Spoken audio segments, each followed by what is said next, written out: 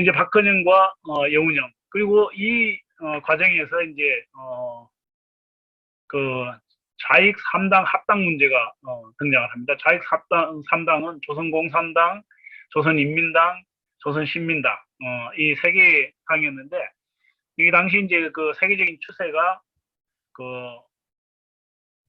대중적인 전위정당으로 전환하는 공산당이 그 합법적 영역을 확보하기 위해서는 공산당이 아니라 그 중간정당과 진보적인 중간정당과 합당해서 합법적인 정당으로 발전하는 것이 필요하다. 그래서 이제 북쪽 같은 경우는 북로당으로 신민당과 결합해서 북로당으로 변화를 했고 남쪽 같은 경우도 그렇게 해서 3당이 합당해서 남로당으로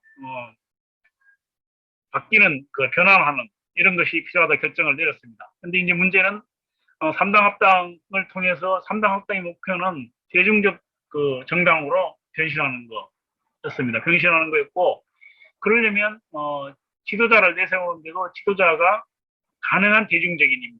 그래서 원래는 여운형을 당수로 내세우기로 했죠.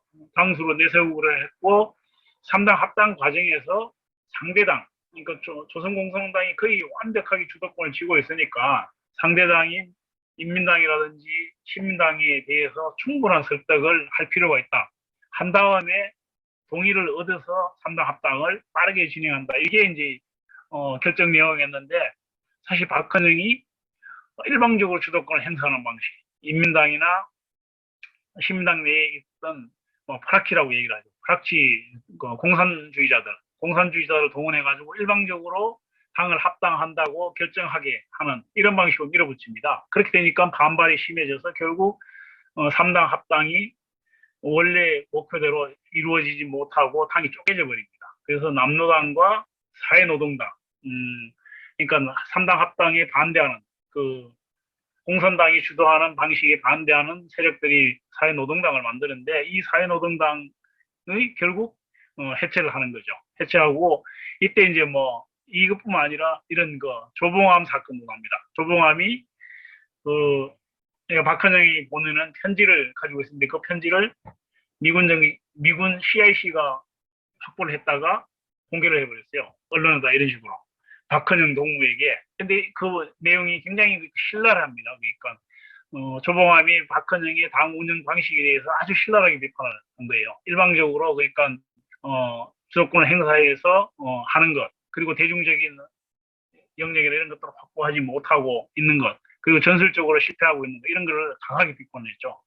그래서 이 사건이 나면서 조봉암은 완전히 공산주의자에서 멀어지게 됩니다. 멀어지고 사실은 전향을 했죠. 전향을 했고 나중에는 이제 이승만의 초대 농림부 장관이 됐죠. 이건 초대 농림부 장관이 되어서 인사하고 있는 얘기입니다. 그러니까 그리고 이제 조선공산당 내에 또 무슨 그러니까 파벌이 생겼냐면 대해파라고 그래서 사실 그러니까 박헌영이 주도하는 재건파가 당의 주도권을 쥐긴 했지만 이게 당의 주도권을 쥐는 과정 자체가 그야말로 일방적으로 숫자로 밀어붙여서 주도권 행사하는 그런 방식이었어요. 그러니까 강진이라고 일제 시기에 그러니까 감옥 살았던 카드인데 강진이라든지 서중석이라든지 영등포 지역에 있었던 그러니까 이 노동운동을 했던 세력들이 있었습니다. 그리고 이제 김철수라든지 이런 사람들이 대회를 통해서 공산당을 그러니까 대회를 소집하고 새롭게 지도부를 구성을 해야 한다 이런 주장을 펴게 됩니다. 그 내부에 이제 대회파라는 게 만들어지는데 이 대회파들이 나중에 3당 합당 과정에서 반대 세력을 형성을 하게 됩니다. 근데 이 대회파가 문제가 있긴 했지만 대회파 사실은 굉장히 그러니까 이른바 그러니까 혁명가로서 경결성을 지킨 사람들이 굉장히 많았어요. 박헌영 밑에 이성엽이 같은 경우는 나중에 2인자가 되는데 사실은 그러니까 친일 행위를 아주 심하게 하거든요. 일제 말기에. 이런 인물들을 그러니까 박헌영이 자기한테 편애하는 사람들만 거의 심어서 당 주도권을 쥐고 운영했기 때문에 사실은 공산당이 굉장히 많은 문제를 일으켰습니다. 이 세력들이 했던 거죠. 그리고 백남문 같은 경우도 원래 이제 신민당의 당수였는데 박근영 쪽에서 공산주의자들을 쑤셔서 당을 쪼개면서 백남문도 완전히 그러니까 낙동강 오리알이 돼서 46년 말에 정계 은퇴를 선언합니다.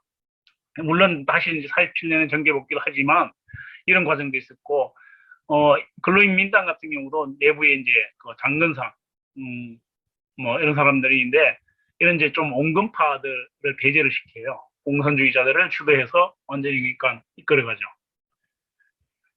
이건 그러니까 영훈영이 그때 또 테러를 당해서 서울대병원에 입원했을 때인데 백남훈 뭐 이런 사람들이 이제 모여서 이 3당 합당 문제를 논의를 합니다. 근데 이 영훈영이 이때는 북한에 갔다 오고 얼마 안 돼서 북한에서 하여튼 그러니까 당을 쪼개는 거는 안 된다.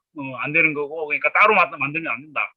그렇게 주장해서 그렇게 하겠다. 내가 다른 사람들을 설득을 해서 당을 쪼개는 사회노동당을 만들지 않겠다고 얘기를 했는데 이렇게 모여서 그러니까 영훈영을 병문을 한 다음에 자기들끼리 모여가지고 사회노동당을 만들어버려요. 영훈영이 결국 설득을 했는데 이 사람들 설득을 못했죠. 못했고 그래서 결국 두 개의 당이 쪼개졌는데 북한 쪽에서 아주 심하게 사회노동당을 비판을 합니다. 그래서 북한이 비판을 해버리니까 사회노동당이 자기 설자를 잃어버렸습니다. 잃어버려서 사회노동당이 1월 달에 47년 1월에 해체를 하게 되는데 결국 그러니까 해체하고 그 대신 통합을 해야 되는데 통합하는 과정에서 조선공산당 쪽에서 남노당에 들어오는데 이 사로당 쪽에 참가했던 인물들에 대해서는 개별 입당 한 명 한 명씩 개별 심사를 하여서 입당 여부를 받아들이겠다. 이렇게 얘기를 한 겁니다. 그냥 통합해서 받아줘야 되는데, 그러니까 결국 이 사람들이 갈 데가 없어져 버린 거죠. 갈 데가 없어져서 정치당이 되어서 떠돌게 되는 겁니다. 이 사람들을 모아서 47년 5월에 여운형이 이제 근로인민당을 다시 만들게 되는 겁니다. 이게 결국 3당 합당도 그렇고 좌우합작 운동도 그렇고 조선공산당이 지나치게 경직된 방식에 특히 이제 그 재건파의 강주도권 행사 방식으로 운영을 하면서 많은 문제들이 노정을 하게 되는 거죠. 이 재건파의 그러니까 중심 인물이었던 그 김삼룡 같은 경우 나중에 이제 남노당의 그 총책임자가 돼 마지막에 사형을 당합니다만 잡혀서 사형은 조선공산당의 분파적 사업 방식에 대해서 굉장히 강하게 비판을 해요. 강하게 비판을 하고 국정에 가서도 그런 얘기를 하게 됩니다. 그러니까 사실 그러니까 좀 핵심 인물이지만 박근혜과는 생각이 좀 달랐던 거죠.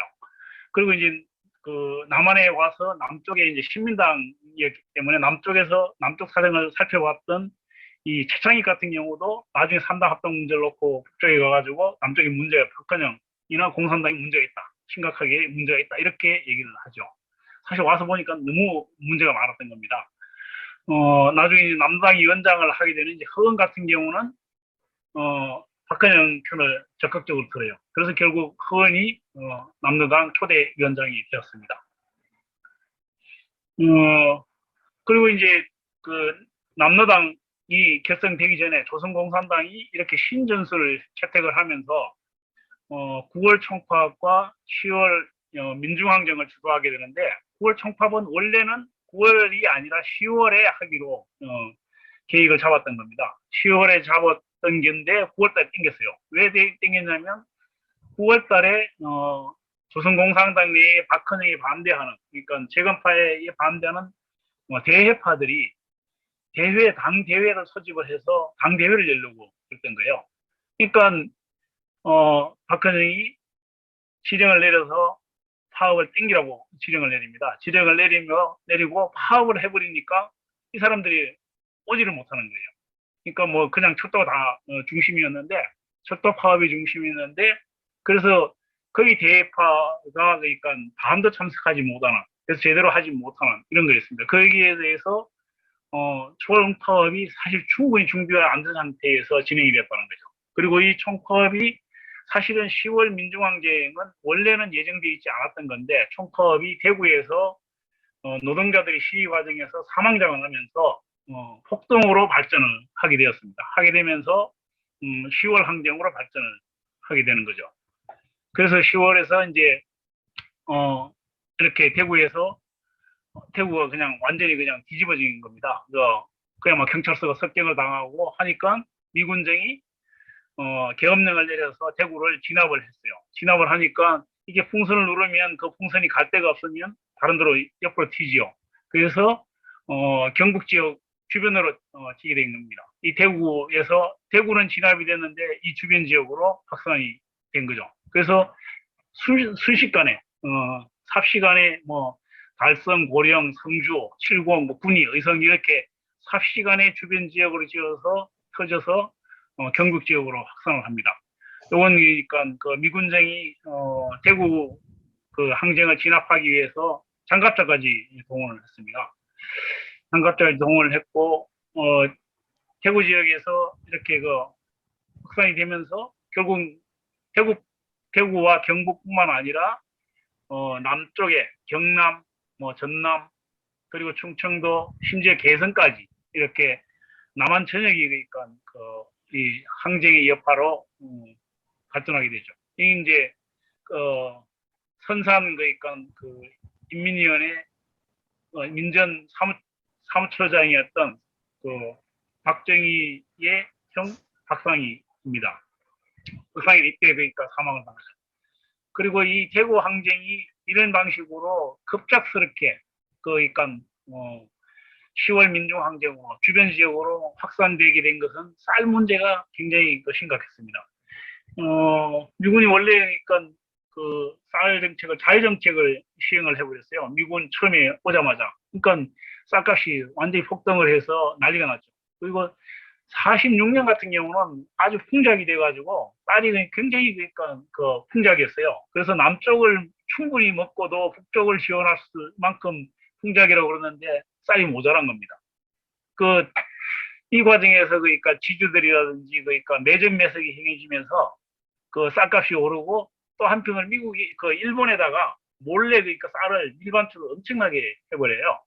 그러니까 이게 풍작이고 엄청난데도 불구하고 쌀값이 폭등을 하는 거죠. 그리고 그 도시 사람들은 쌀을 먹지를 못하는 겁니다. 그리고 북쪽에서도 우리가 그러니까 다른 걸 줄 테니까 쌀을 좀 지원해 달라고 북쪽에서 요청했는데 쌀을 못 주겠다고 그런 거예요. 이런 식으로 그러니까 미군정이 사실은 엉망이 된 거죠. 그리고 거기다가 이제 결정적으로 중요했던 것 중에 하나는 이 친일 경찰다. 뭐 해방이 됐는데 뭐 관료들 그 친일 관료들 친일 경찰이 그대로 다시 그러니까 자리를 잡고 있고 옛날과 똑같은 겁니다. 일제시대보다 어떻게 보면 더 심하다라고 할 수 있을 정도로 문제가 심각했던 거죠. 그리고 이제 대구 지역 같은 경우 특히 이제 대구가 아니라 경북 지역 같은 경우는 또 하나 문제가 뭐였냐면 이거 일제 시기에 만주로 그러니까 그 경상도 사람들이 많이 그 피난을 사실 살려갔는데 전재민들이 이때 대거 쏟아지는 겁니다. 46년, 5년, 46년 이때 엄청나게 그 사람들이 많이 왔어요. 많이 왔는데 이 사람들이 그러니까 대책이 전혀 없는 겁니다. 없는 데다 8월 달에 콜레라가 창궐을 했어요. 콜레라 창궐을 하니까 지금 우리 또 그러니까 이 코로나가 문제가 되지만 콜레라 창궐을 하니까 그때 사실 막을 방법이 없으니까 미군이 완전히 그 경상북도 지역을 군 단위로 그냥 다 통제를 해버린 겁니다. 통제를 해서 산간 지역 같은 사람이 못 가는 데요. 그러니까 이 곡식을 구하러 갈 수가 없는 거예요. 굶어 죽는 사람들이 속출을 해버린 거예요. 이러니까 이 민심이 정말 그러니까 아주 심하게 악화된 거죠. 그런 상황에서 대구에서 봉기가 일어나니까 그 봉기가 결국 그 경상북도 전역으로 확산이 된 거죠. 확산이 됐고 이때 조선공산당이 사실 지도하긴 했지만 제대로 시도를 못했어요. 그리고 이제 박근혜 같은 경우 수배령을 내려서 이 남한에서 인민항쟁이 벌어지고 있는 상태에서 그냥 월북을 해버립니다. 최고 지도자가 월북을 해버린 거죠. 그러니까 이 한 단계 거쳐서 지도가 그러니까 내려올 수밖에 없는 겁니다. 북쪽을 거쳐서 내려오는 이런 거니까 사실은 문제들이 생긴 거죠. 그리고 이 민간인 학살의 이제 단초가 이 대구 그 경북 지역을 중심으로 해서 10월 항쟁에서 이렇게 나오게 됩니다. 그리고 이제 이미 본격적으로 우익 청년 단체들이 활동을 하죠. 이게 상황이고, 이때 이제 그러니까 학살당한 사람들, 그리고 나중에 이 사람들이 감옥에 간 사람들, 이때 죽은 사람들은 그렇게 숫자가 많지 않은데 사실 보면 감옥에 간 사람들이 전부 다 6.25 전쟁이 나면서 바로 그러니까 그 형무소에서 학살을 당하죠. 그리고 보도연맹에 가입했던 사람들, 보도연맹에 가입을 하게 되는데 보도연맹에 가입했던 사람들이 다 한국 전쟁이 나면서 바로 처형이 됩니다. 이건 그러니까 유족들이 이후에 그러니까 그 진상을 규명하라고 요구하는 그런 겁니다. 이것조차도 나중에 박정희가 쿠데타를 일으켜서 다 그러니까 처벌을 하죠. 대구 사건은 결국 유족한테 그 배상 판결이 내려졌습니다. 그리고 그렇게 보수적인 대구시의회에서 10월 민주항쟁으로 이름을 붙여졌습니다. 그래서 지금 여수 그러니까 그 사건, 여순 사건과 관련해서 여순도 항쟁이라고 이름을 붙일 수 있는 근거가 충분히 있는 겁니다.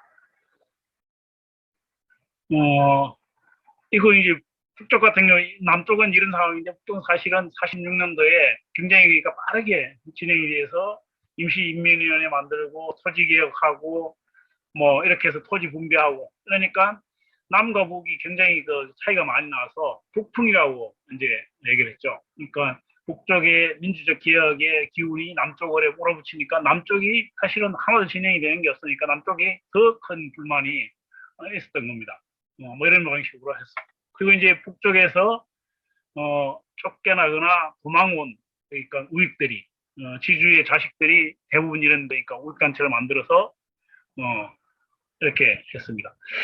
이게 너무 길어지는데 하여튼 뭐 북쪽은 뭐 이런 방식으로 그러니까 해서 북조선 노동당을 결성을 했습니다. 이건 이제 47년 3월쯤에 대해서는 미 군정이 정책과 관련해서 중도 우익을 특히 이제 김규식을 중심으로 권력 문제를 고민을 하게 되죠. 미국에서 이제 파견된 국무부에서 파견된 윌버 장군하고 환담을 한 사진입니다. 굉장히 상징적인 사건이죠. 근데 47년으로 넘어가면 상황이 그전과 다르게 이제 변화합니다. 47년 3월 12일 의회에서 트루만이 이 터키에서 있었던 터키 그리스의 사태를 놓고 전격적인 지원을 발표하는 이른바 이제 트루먼 독턴을 발표를 하게 되죠.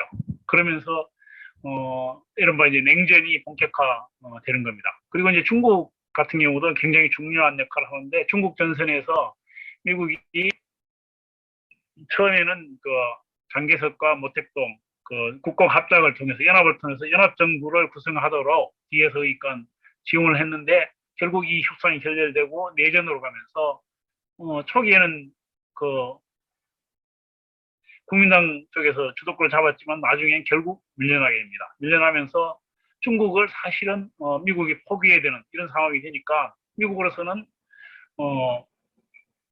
결국 일본을 그러니까 중심으로 다시 동아시아에 그러니까 이 전선을 재편할 수밖에 없는 이런 상황이 된 겁니다. 된 거고 일본이 중심이 되다 보니까 한반도 역시 일본을 지키기 위해서 한반도의 남쪽을 포기할 수 없는 그래서 남쪽을 반공의 보루로 만들어 가는 이런 정책들이 구상이 되고 실제로 시행되어 가는 거죠. 그 과정에서 한반도의 이제 분단이 공식화되어 가는 겁니다.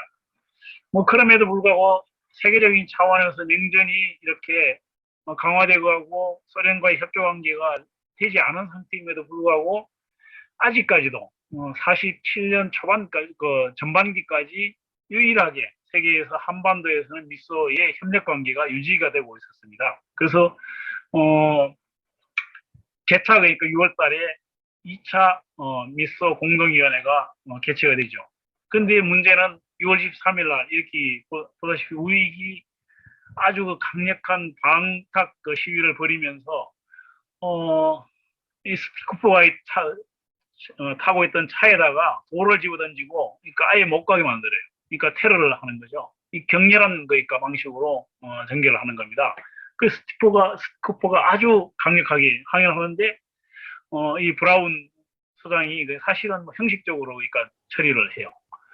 미국도 이미 이제 이 상황에서 이렇게 문제가 되니까 결국 이 2차 미소 공동위원회는 사실은 이제 결렬되는 거죠. 특히 결정적으로는 미국이 6월 말까지는 미소 공동위원회가 잘 될 것처럼 얘기를 했는데, 그래서 남쪽에서 미소 공동위원회 대표와 사회단체, 정당단체들도 만나고, 그 다음에는 이제 7월 1일 날 북한에 가서 북한 그 사회단체, 정당단체들하고 만나게 됩니다. 만나는데 가서 이제 조만식을 미국 대표가 면담하셨어요. 미국의 바람으로는 북쪽에 이른바 그러니까 우익 세력들이 좀 있을 거다. 그리고 이제 조만식 같은 경우 강력하게 그러니까 반탁 또는 뭐 이런 것을 그러니까 지지할 거다 이렇게 봤는데, 조만식조차도 지금 남쪽에 같은 그런 방식의 반탁은 문제가 있다 이렇게 얘기를 하는 겁니다. 그래서 미국이 판단할 때 아하, 이 북쪽은 더 이상 그러니까 우익이라는 그 세력이 존재할 수 없는 상황이 되는구나 이렇게 판단을 한 겁니다. 그리고 결국 미소 공동위원회를 통해서 임시정부를 수립하게 되면 주도권을 자익에게 넘겨줄 수밖에 없다 이렇게 판단을 하게 되는 거죠.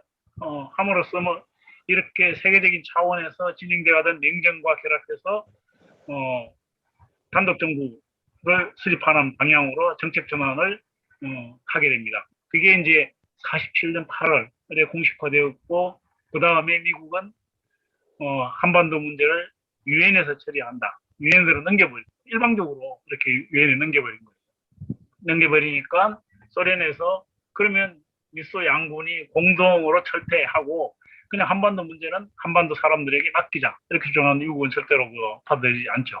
그래서 유엔에서 뭐 유엔은 당연히 그러니까 미국이 주도했으니까 유엔에서 그러면 선거 가능한 지역에서 선거를 실시한다 이렇게 결정을 했고, 선거 가능한 지역은 결국 남쪽밖에 되지 못하는 거죠. 그래서 유엔 임시위원단 만들고 남쪽에서 하게 됩니다. 이 과정에서 남쪽 내부에서 그 정치 세력 간에 아주 그러니까 복잡한 개선들이 진행이 되고 이루어집니다. 뭐 김규식을 중심으로 해서 미국이 한때는 김규식을 지원해서 김규식을 중심으로 해서 정부를 구성하는 방법 이런 걸 계속 고민을 하는 거죠. 그리고 이제 이렇게 되니까 이승만과 김구는 그 반탁을 주도하면서 김구가 주도권을 쥐고 있었는데 초기에는 점차 그 주도권이 이승만한테로 넘어갑니다. 특히 이제 그 임시정부 같은 경우 중요한 세력들이 신이티 같은 경우 정치 공작위원회 뭐 이런 거를 만들었는데, 그게 사실은 그 중요한 손발 같은 그 조직을 아예 통째로 들고 이승만 쪽에 붙어버려요. 그러니까 김구가 사실은 점차 그러니까 세력을 잃어가는 거죠.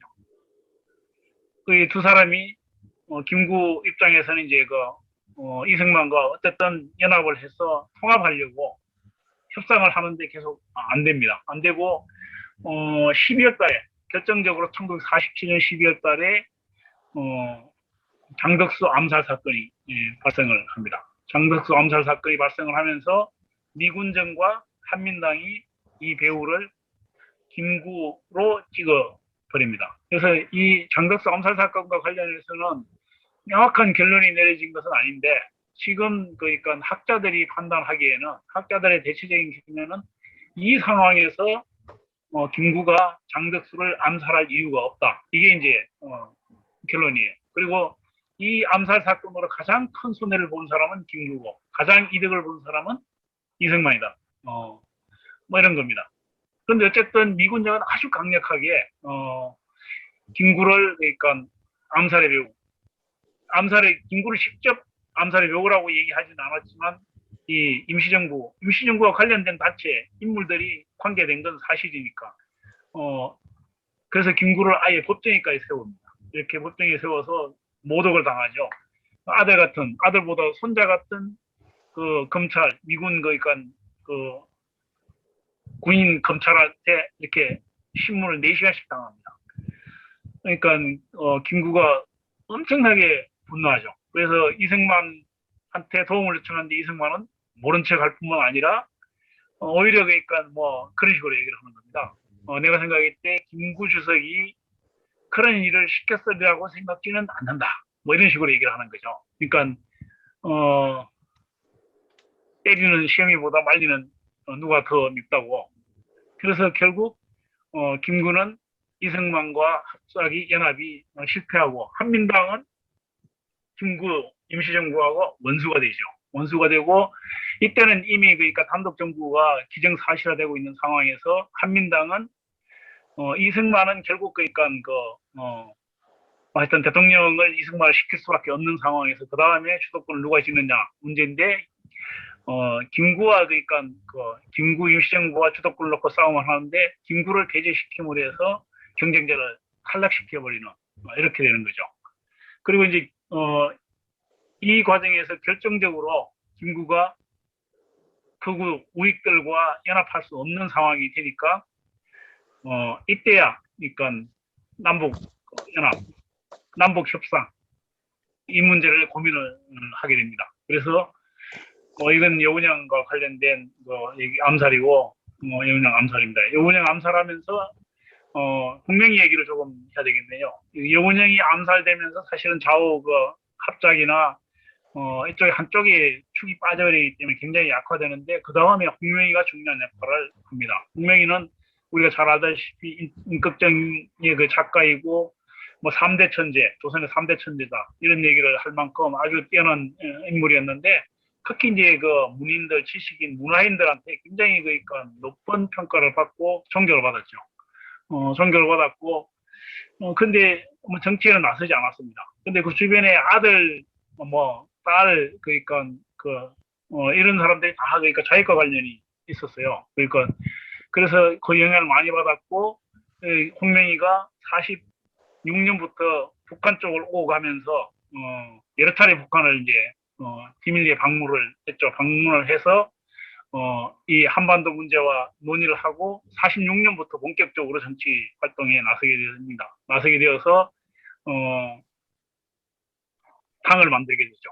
당을 만들고 그 다음에는 이제 여운형이 암살된 그 뒤에는 이 통합운동, 중도 우파를 중심으로 한 통합운동을 당 통합운동을 하면서 중도를 결집하는 중요한 역할을 하게 됩니다. 하게 되고 결국 나중에 남북 연석회의를 성사시키는 데서도 사실은 김규식 못지않은 중요한 역할을 수행했죠. 그리고 나중에 홍명희가 북쪽에 연석회의 참석했다 돌아오지 않고 남쪽으로 돌아오지 않고 남았습니다. 이건 이제 김일성과 대동강에서 배 타면서 얘기하는 장면인데 북한 입장에서 볼 때는 홍명희가 굉장히 귀중한 인물입니다. 그래서 국민이 높은 평가를 내렸을 뿐만 아니라 대우도 굉장히 극진하게 해줬죠. 초대 부수상을 했고 그렇습니다. 그래서 홍명희가 그 바람에 사실 남쪽에서는 이 생가가 지금 이 생가인데 홍명희 생가라는 이름도 못 붙이고 아버지 이름을 붙여서 홍경식 고태 이렇게 이름을 붙였습니다. 그리고 이제 홍명희 문학비를 여러 번 세웠다가 올겨울에 이제 반발로 못 세웠다가 땅속에 묻었다가 다시 세웠다가 그래 지금은 가까스로 세운 상태입니다. 또 이제 이 임시정부 내부의 주요한 인물들도 다 갈라지게 되죠. 김원봉은 남북연세회의 참석해서 북쪽에 남았고 신익희는 조직을 그러니까 떼가지고 이승만한테 붙었고 그리고 이제 조서안과 김구는 같이 활동을 했는데 47년 말에 정당 협의회 이런 문제를 두고 의견이 갈라져서 아주 그러니까 심하게 대립을 해서 한때 조서왕이 정계 은퇴를 선언할 정도로 내부에서 그러니까 김구의 측근들이 조서왕을 아주 강렬하게 비난을 하면서 그 바람에 이제 조서왕이 정계 은퇴를 선언할 정도로 사실은 그러니까 나중에 사이가 갈라지기도 했죠. 갈라지기도 했고 김구가 암살된 다음에 사실 한덕광의 정신적 지주로서 2차 그러니까 총선에 참가해서 사실 국회의원 당선되어서 중요한 역할을 하려고 했는데 한국 전쟁이 나는 바람에 아무 일도 못했습니다. 47년 말이 되면 그래서 이제 이미 남쪽에 이승만과 한민당을 중심으로 해서 단독 정부 노선이 확고히 그러니까 굳혀지고 그렇게 진행되고 있는 상황에서 이걸 막기 위해서 중도를 중심으로 해서 이렇게 원래 이제 중도 세력들이 그 남북회담을 그전부터 계속 주장을 했어요. 얘기를 했는데 사실 거의 그 진행이 안 됐죠. 그러면 그 내부에서 문제를 가지고 고민하는 바람에 개별적으로만 북한하고 이렇게 접촉하고 연결 관계를 가졌는데 47년 말부터 이제 본격적으로 남북 회담을 위한 그런 준비를 진행하게 됩니다. 우리들의 통일을